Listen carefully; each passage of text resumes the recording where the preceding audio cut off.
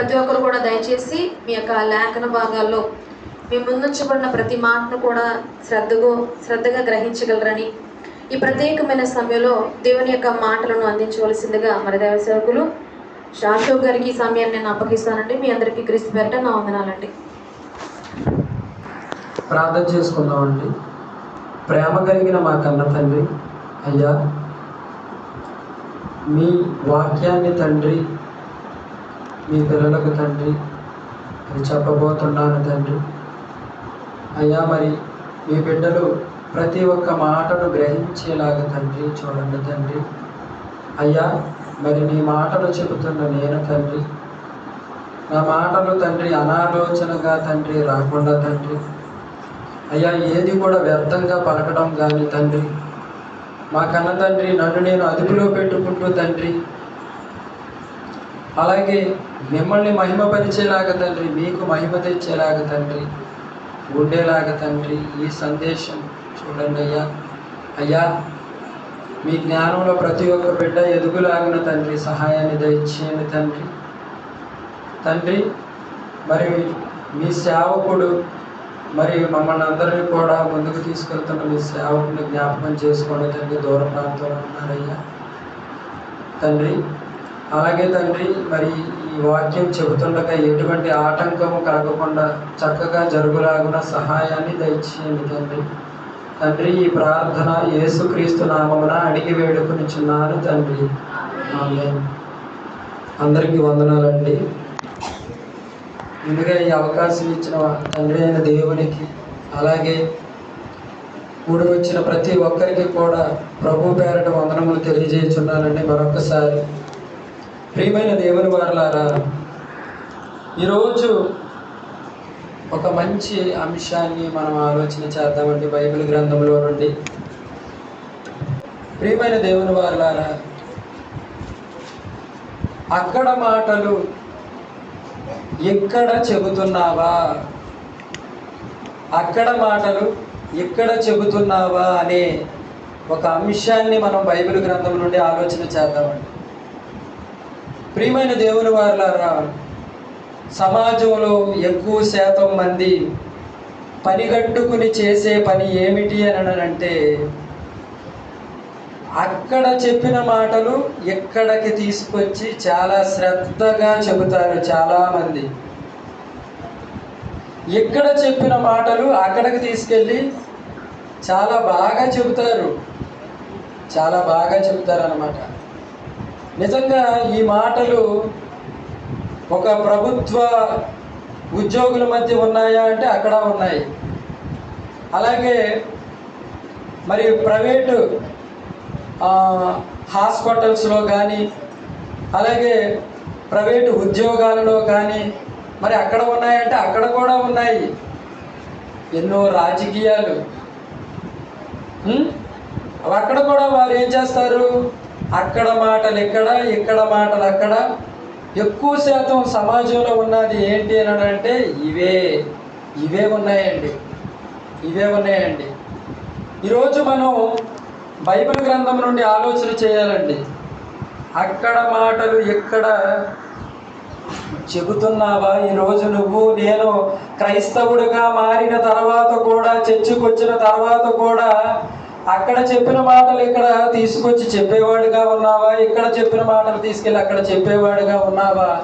ఒక్కసారి నువ్వు నేను కూడా పరిశీలన చేసుకుందామా? చేసుకోవాలండి. చూద్దామండి. ఒక్కసారి సామెతల గ్రంథము 11వ అధ్యాయము 11వ వచనము. సామెతల గ్రంథము 11వ అధ్యాయం 11వ వచనం. కొండెగాడై తిరుగులాడువాడు, కొండెగాడై తిరుగులాడువాడు ఏం చేస్తాడు? పరుల గుట్టు బయట పెడతాడు. కొండము అంటే ఒకరి గురించి ఒకరికి చాడీలు చెప్పడం లేదా విమర్శలు చేయటం, చాడీలు చెప్పడం, ఇక్కడ మాటలు అక్కడ చెప్పడం, అక్కడ మాటలు ఇక్కడ చెప్పడం. కొండగాడై తిరుగువాడు ఏం చేస్తాడు? పరుల గుట్టు బయట పెట్టేస్తాడు. కొండెగాడై తిరుగువాడు ఏం చేస్తాడంటే పరుల గుట్టు బయట పెడతాడు.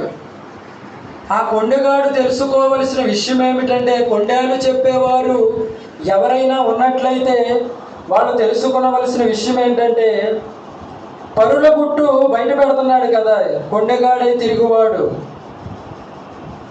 అలా బయట పెట్టడం వలన ఏమవుతుందో తెలుసా?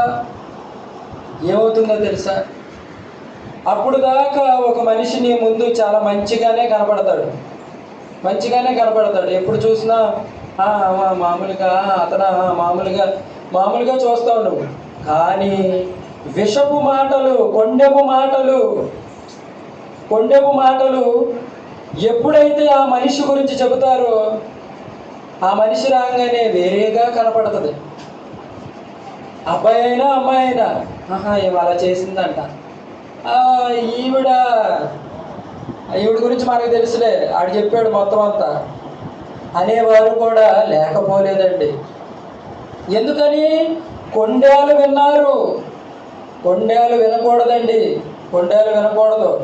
ఈ కొండెం చెప్పేవారు తెలుసుకోవాల్సిన ప్రాముఖ్యమైన విషయం ఏంటంటే, బాబు నువ్వు ఇలా చెప్పడం వల్ల ఉపయోగం ఏమీ లేదు. అప్పటిదాకా వాళ్ళందరికీ మంచిగానే కనపడ్డది ఆవిడ గుట్టును నువ్వు బయట పెట్టేపాటికి ఆవిడ చెడ్డదిగా కనపడుతుంది. వాళ్ళకి చెడ్డదిగా కనపడుతుంది. ఆవిడ గుట్టు నీకు తెలుసా? తెలిసినప్పుడు ఏ విధంగా సరిచేయాలో ఆ విధంగా సరిచేయటం అనేది చాలా మంచి విషయం. కానీ కొండగాడు అలాంటివి చేయడు కదా. చెప్పాలి, తెలుసుకున్నవి చెప్పాలి, అందరికీ చెప్పేయాలి. చెప్పేస్తే ఏమొస్తుంది? ఏమీ రాదండి. అలాగే మరొక సందర్భాన్ని కూడా మనం చూడగలిగినట్లయితే, తీతుకు రాసిన పత్రిక 2వ అధ్యాయం 3వ వచనం.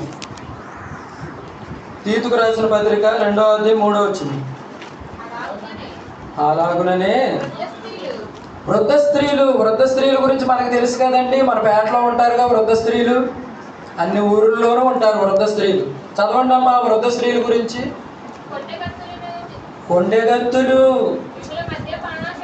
మిగుల మద్యపానాసక్తులు ఉన్నారు. ఒక ఇద్దరు అలాగే మరి గుడిమెట్ల మీద కూర్చొని చుట్ట తాగేవాళ్ళు, వాళ్ళు మద్యం కూడా తాగేవాళ్ళు. మరి ఎందుకో తెలియదు, పైన పెచ్చులు ఊడిపోయి తలగా బయలుపోయింది, ఇద్దరికి బయలుపోయింది. కనీసం దేవుడు అంటే భయం ఉండాలిగా. దేవుడు ఉంటాడా లేడా అనేది పక్కనట్టండి, దేవుడు అంటే భయం ఉండాలి కదా. ఒక ఇద్దరు వృద్ధ స్త్రీలు జరిగిందిలేండి. మేము పెద్ద హాస్పిటల్ వెళ్ళాము ఒకప్పుడు. చదవండి అమ్మ. వృద్ధ స్త్రీలు కొండెగత్తులను మిగుల మద్యపానాసక్తులనై ఉండక. వృద్ధురాలుగా ఉన్నావా అమ్మా? నువ్వు ఉంటే నువ్వేం చేయాలో తెలుసా? కొండేలు చెప్పకూడదు అని బైబిల్ గ్రంథం సెలవిస్తుంది. కొండెములు చెప్పకూడదండి. వృద్ధ స్త్రీలే కాదు, యవన స్త్రీలు కూడా కొండెములు చెప్పకూడదు. ఇక పరిచర్య చేసే స్త్రీలు ఎలా ఉండాలో బైబిల్ గ్రంథంలో చూడగలిగినట్లయితే, మనం బైబిల్ గ్రంథంలో చూడగలిగినట్లయితే, తిమోతికి రాసిన మొదటి పత్రిక, అపోస్తుడైన పౌలు తిమోతికి రాసిన మొదటి పత్రిక 3వ అధ్యాయము 11వ వచనము. అటువలే పరిచర్య చేసే స్త్రీలు ఎలా ఉండాలో చెప్తున్నాడు. 3వ అధ్యాయము 11వ వచనం చదవమ్మా. మాన్యులై, కొండెములు చెప్పని వారును. పరిచర్య చేసే స్త్రీలు ఎలా ఉండాలి? కొండేలు చెప్పకూడదమ్మా. పాట కూడా రాశారు, ముసలమ్మ ముచ్చట్లు అనే ఒక పాట ఉంటుంది. పక్కన పెట్టి పరిశుద్ధ గ్రంథాన్ని చేతపట్టి అని ఒక పాట, మంచి పాట రాశారు. స్టీవెన్స్ అన్నయ్య గారు రాశారని నేను అనుకుంటున్నాను. అయితే ఒక పాట కూడా రాశారు. అయితే ఏమని ఉన్నదమ్మా ఒకసారి చదవమ్మా. అటువలనే పరిచర్య చేయవారు, చదవమ్మా. మాన్యులై, కొండెములు చెప్పని వారును. పరిచర్య చేసే స్త్రీలు కొండెములు చెప్పకుండా ఉండాలి. ఈ నోరు అసలే మంచిది కాదు. దీన్ని మనమంట దేనినైనా కూడా సాధు చేయగలమంట. సర్ప, మృగ, జలచరములలో ప్రతి జాతి కూడా నరజాతి చేత సాధు కాజాలునంట. సాధు కాజాలన్నది ఏంటి? నాలుక. ఈ నాలుకని చాలామంది సాధు చేయలేకపోతున్నారు. సాధు చేయాలండి. మనము నరకానికి పంపిస్తుంది ఈ నాలుక. సాధు చేయాలి ఈ నాలుక. మనం భక్తిపరులు అని అనుకుంటాం. మన నోటికి కళ్ళెం పెట్టకపోతేనంట, కళ్ళెం పెట్టకుండా మనం ఏది పడితే అది మాట్లాడేస్తే లెక్కప్ప చెప్పాలి. మన భక్తి కూడా వ్యర్థమని చెప్పేస్తున్నాడు బైబిల్ గ్రంథంలో. కళ్ళెం పెట్టడం అని భక్తి. నాలుగు కళ్ళెం పెట్టకపోతే, చాలామంది నాలుగుకి కళ్ళెం పెట్టరండి. ఈ నాలుగు కళ్ళెం పెట్టుకోవాలండి. ఎందుకంటే ఈ నాలుగు ఎలా ఉంటుందంటే దీని పరిస్థితి ఎలా ఉంటుందంటే, మనం గనక మాట్లాడామంటే, విస్తారంగా గనక మనం మాట్లాడామంటే మనకు తెలియకుండా మన సీక్రెట్లు కూడా ఎదుటి వారికి చెప్పుకుంటాము. ఎదుటి వారికి ఎందుకు, దేవుడికి చెప్పుకో. ఈరోజు బాగుంటే బాగానే ఉంటాడు, బాగోపోతే తర్వాత ఫోల్డర్ ఓపెన్ చేస్తాడు, ఎక్కడ దాచాడు అది ఓపెన్ చేసి అందరికీ బహిర్గతం చేస్తాడు. కాబట్టి చాలా జాగ్రత్తగా ఉండాలి. చదువమ్మది స్టార్టింగ్ నుండి చదవండి. పరిచర్య చేయు స్త్రీలు మాన్యులై కొండెములు చెప్పని వారును, చెప్పకుండా ఉండాలి. అలాగే ఇంకా కొంతమంది ఏం చేస్తారు అని అంటే, ఇర్మియా గ్రంథము 9వ అధ్యాయం 4వ వచనం. ఇర్మియా గ్రంథము 9వ అధ్యాయం 4వ వచనం. మొదట మీకు చెప్పాను కదండి, పనిపెట్టుకుని మరి చెప్పేవారు ఉన్నారు. ఇక్కడ మాటలు అక్కడ, అక్కడ మాటలు ఇక్కడ చెప్పేవారు ఉన్నారు. మీలో ప్రతి వాడును తన పొరుగువాని విషయమై జాగ్రత్తగా ఉండాలి. నువ్వు ఏ సహోదరునైనా నమ్మకండి. మనం అందరినీ నమ్మేస్తాం, దేవుణ్ణి ఒక్కడనే నమ్మం. మన గొప్పతనం అదే, ఈ మానవ సమాజం గొప్పతనం అదే. ఏ సహోదరునైనా నమ్మకండి అని అంటున్నాడు దేవుడు. చదవండి అమ్మా. నిజముగా ప్రతి సహోదరుడు తంత్రగొడ్డియు తన సహోదరుని కొంపముంచుటకు ప్రతి పొరుగువాడును కొండెము చెప్పుటకు, చాడీలు చెప్పడానికి తిరుగులాడుతున్నాడు. అతని రహస్యాలు, అతని గుట్టు చెప్పడానికి, కొండెములు చెప్పడానికి తిరుగులాడుతున్నాడు. ఆ ఇంటికి వెళ్తున్నాడు, అక్కడ చెప్తున్నాడు. చెప్పడం వలన ఏమైపోయింది, అక్కడ వాళ్ళందరూ బాగానే ఉన్నారు, ప్రశాంతమైన వాతావరణం అంతా బాగానే ఉంది. కానీ ఈవిడెళ్ళి చెప్పిందమ్మా, అయిపోయింది, మొత్తం అంతా చాప్టర్ క్లోజ్ అయిపోయింది. అక్కడ వాళ్ళందరూ ఫ్యామిలీ అంతా బాగానే ఉన్నారు. ఇతను వెళ్ళి చెప్తాడు. చెప్పంగానే ఇంకా విషపు ఆలోచనలు వచ్చేస్తాయి అన్నమాట. మాటలు మారిపోతాయి. ఇక అప్పుడు దాకా బాగా ఉన్నవాళ్ళు సహితము వారి ఆలోచన విధానం అంతా కూడా మారిపోతుందండి, మారిపోతుంది. ఎందుకని? కొండెములు వాళ్ళు వినేసి అదే నిజమని అనుకుంటున్నారు. ఇక అక్కడ అంతా కూడా ఒకవేళ గుట్టు ఉన్నది అనుకోండి, ఆ గుట్టుని ఏం చేయాలి, దాన్ని ఎలా డీల్ చేయాలో అలా డీల్ చేయాలి. కానీ దాన్ని ఎలా డీల్ చేయాలో అలా డీల్ చేయకపోవటం వలన చాలా ఇబ్బందులు పాలయ్యే పరిస్థితి నెలకొంటుంది, ఇక్కడ మాటలు అక్కడ చెప్పడం వల్ల. అలాగే మరొక సందర్భాన్ని కూడా చూద్దామండి. కీర్తనల గ్రంథము 50వ అధ్యాయం 20వ వచనము. కీర్తనల గ్రంథము, నీ సహోదరుని మీద కొండెములు చెప్పుచున్నావు, నీ తల్లి కుమారుని మీద అపనిందలు మోపుచున్నావు. ఇలా మనం ఉండకూడదండి. కొండెములు చదవండి అమ్మ మాట. నీ సహోదరుని మీద, నీ సహోదరుని మీదే నువ్వు కొండెములు చెప్పుతున్నావు, నీ తల్లి కుమారుని మీదే అపనిందలు మోపుచున్నావు.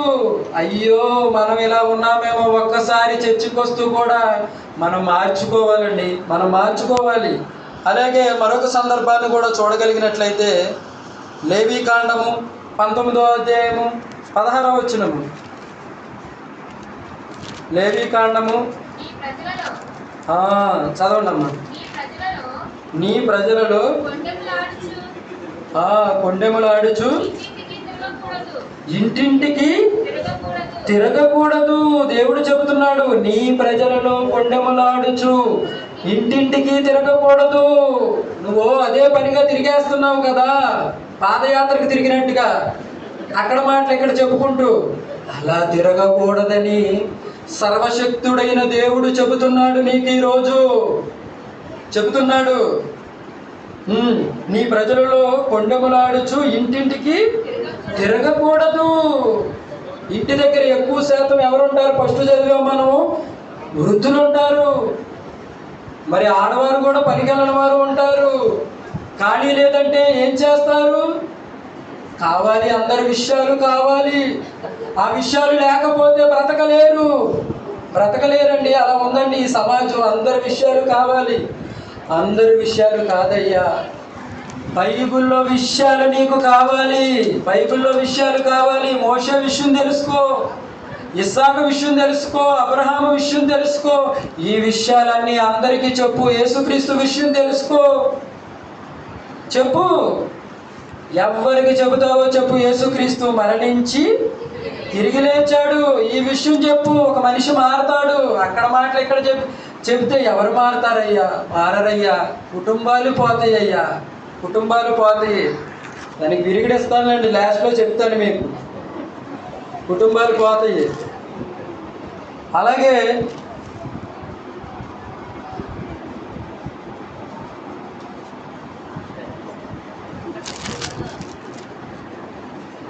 ఈ కొండము ప్రచురం చేసేవారు ఎలాంటి వారు అనేది మనం చూడగలిగినట్లయితే, సామెతల గ్రంథము 10వ అధ్యాయం 18వ వచనం చదవండి అమ్మా. సామెతల గ్రంథము, అమ్మ తమ్ముడు కొంచెం అది రాకుండా చూడరా. సామెతల గ్రంథము 10వ అధ్యాయం 18వ వచనం. అంతరంగమున పగ ఉంచుకునేవాడు. అంతరంగంలో ఏముండాలి? వాక్యం ఉండాలి. కానీ నేడున్న సమాజానికి పగ ఉంది. అంతరంగంలో పగ ఉండటం వలన ఏమవుతుంది? స్కెచ్ చేయాలని అనిపించి ఆ మనిషిని చంపడానికి ప్రయత్నిస్తున్నారు. అంతరంగంలో పగ కాదు ఉండాల్సింది, వాక్యం ఉండాలి. సోదరా సోదరి చదువమ్మా. అంతరంగమున పగ ఉంచుకునేవాడు అబద్ధికుడు. కొండెము ప్రచురణ చేయువాడు గొప్పోడని చెప్పలేదు, బుద్ధిహీనుడు. కొండెము ప్రచురణ చేయువాడు బుద్ధిహీనుడు. మనం ముందు అదే అర్థం చేసుకోవాలి. కొండెం ప్రచురం చేసేవాడు జ్ఞాని కాదు. ఇతనికి పోయింది, మైండ్ లేదు అని మనం అర్థం చేసుకోవాలి. బుద్ధిహీనుడు అంటే బుద్ధి లేదు అనేది మనం అర్థం చేసుకోవాలి. అలాగే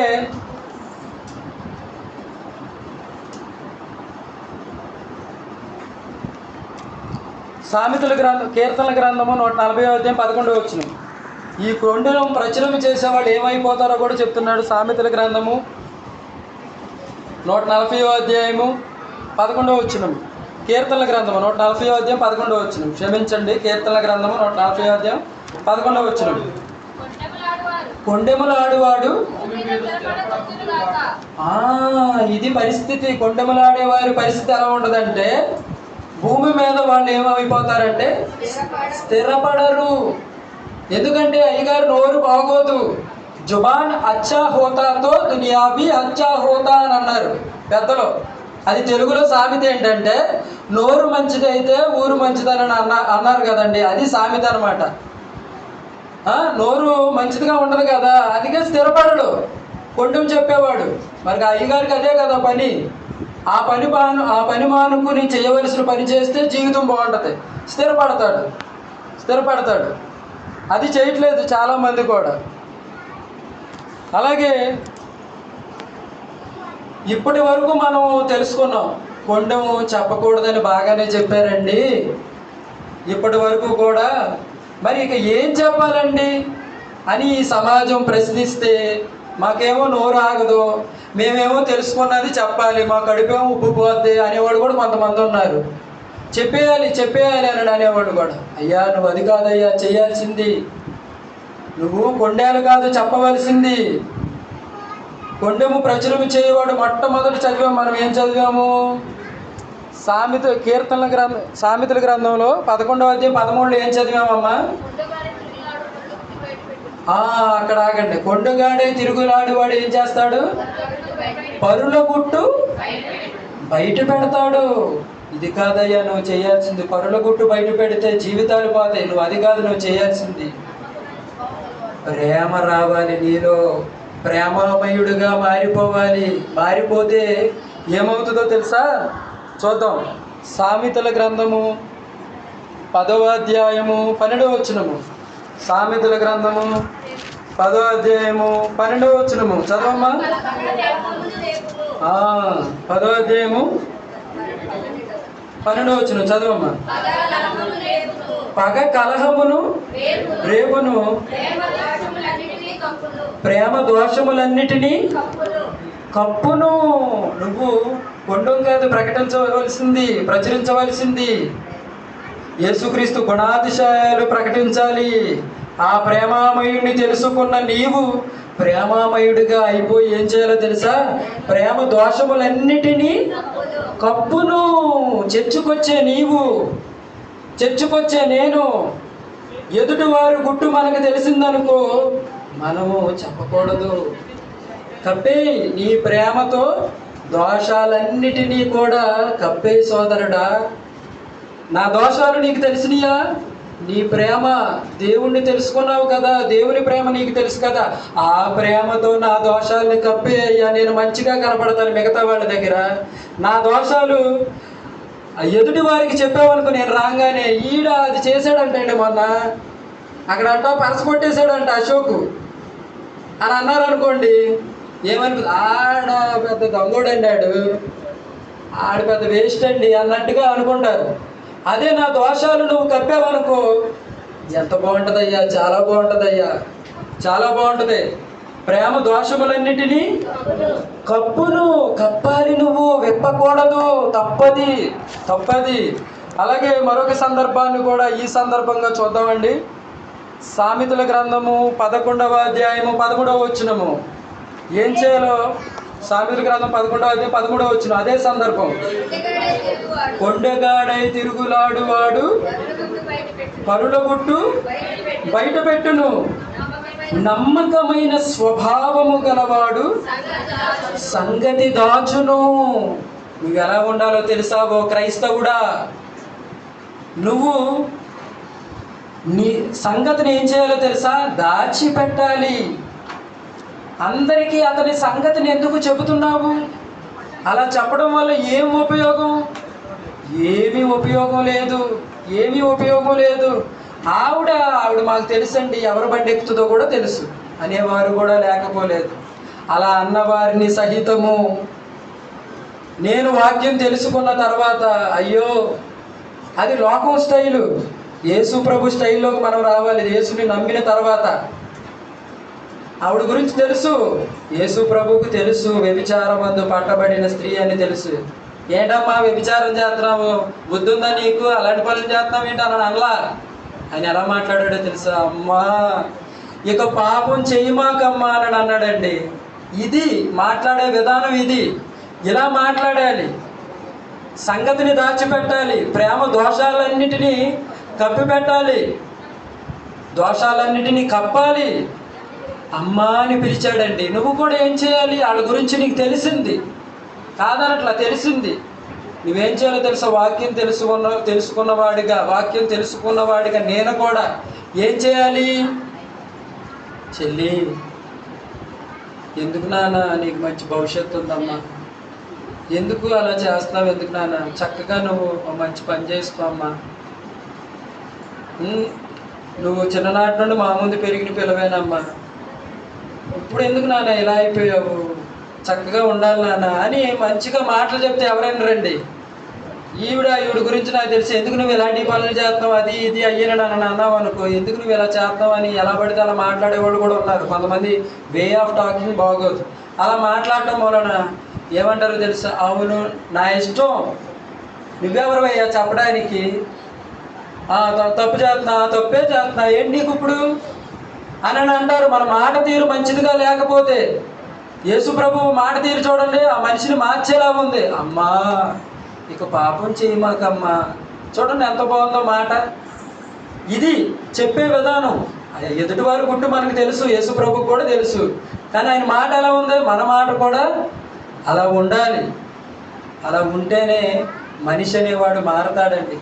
కనుక అక్కడ మాటలు ఇక్కడ ఈ సమాజం చెప్పొచ్చు. క్రైస్తవుడుగా మారిన నీవు నేను కూడా ఒకవేళ చెబుతున్నట్లయితే మన యొక్క ప్రవర్తన మార్చుకోవాలని నేను వాక్యం ద్వారా తెలియజేస్తున్నానండి. మరి అందరికీ కూడా ప్రభు పేరట వందనములు తెలియజేసుకుంటున్నానండి. ప్రార్థన చేసుకుందాం. కళ్ళు మూసుకోండి. ప్రేమ కలిగిన మా కన్న తండ్రి, అయ్యా మీ పిల్లలకు తండ్రి, అక్కడ మాటలు ఇక్కడ, ఇక్కడ మాటలు అక్కడ చెప్పకూడదని అయ్యా బైబిల్ గ్రంథంలో మీరు రాయించిన మాటలు తెలియజేశాను తండ్రి.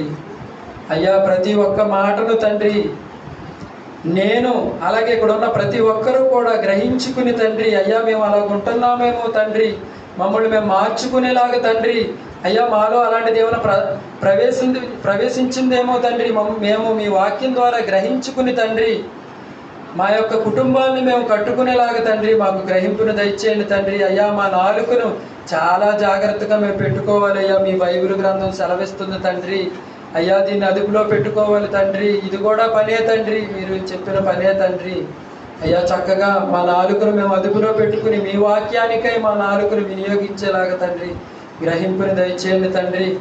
అయ్యా మరి ఎవరైతే తండ్రి మరి సంఘంలో అనారోగ్యంతో ఉన్నారో ఆ బిడ్డలను జ్ఞాపకం చేసుకోండి తండ్రి. వారి అనారోగ్యం నుండి విడిపించండి తండ్రి. మీ సేవకుడు మరి తన యొక్క పని నిమిత్తమై మరి వెళ్ళడం జరిగింది తండ్రి. మీ కుమారుడికి మీరు తోడుగా ఉండండి తండ్రి.